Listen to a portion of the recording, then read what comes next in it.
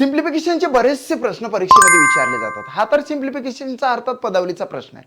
बघा कसा आहे की 117/3 गुणिले 56/21/8/7 प्लस 28/4 या ठिकाणी व्हर्टिकल म्हणजेच उभा भाग जातो का ते बघूया. जातो मित्रा. या ठिकाणी जर बघितलं तर 4 1 4 4 7 28 गेला भाग. त्याच्यानंतर इथं सुद्धा भाग जातो 3 1 3 3 3 3 9 उरले 2 झाले 27 3 9 27 म्हणजे 39. आता काय आलं बघा 39 गुणिले आता वाढमाच्या नियमानुसार सर्वप्रथम तर आपल्याला हा एवढा भाग सॉल्व्ह करावा लागतो. मग या ठिकाणी काय करायचं असते मी त्याला डायरेक्टली असा खाली घेतो 56/21 भागिले 8/7 देन +7 असं आलं ते स्वरूप वाट. आता ज्यावेळेस आपण ब्रॅकेट सॉल्व्ह करतो त्याच्यामध्ये दोन अपूर्णांकाच्या मध्ये भागीला आलेला आहे.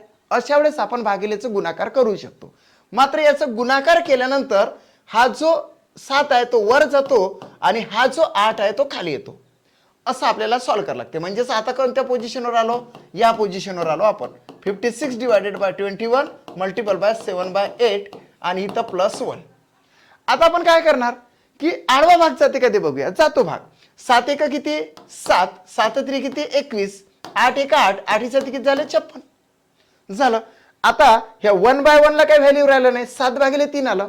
यात लास्ट काय करणार आपण 39 गुणिले 7/3 आणि +1 इथं गुणाकार आहे म्हणून आपण गुणाकार घेतला.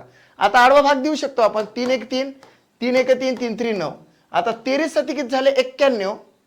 ओके 13 7 किती झाले 91 आणि हे काय तर 7 आहे. हे 7 होते 7 7 7 +7 म्हणजे किती ऍट लास्ट किती झाले तर 98. 98 हे त्याचा राईट आन्सर येते. Second option is the right answer of this question. चला चेक करूया. It's a right answer. मित्रांनो जर का तुम्ही एमपीएससी स्मार्ट लर्निंग हे चॅनल सबस्क्राईब केलं नसेल तर चॅनल सबस्क्राईब करा. थँक्स.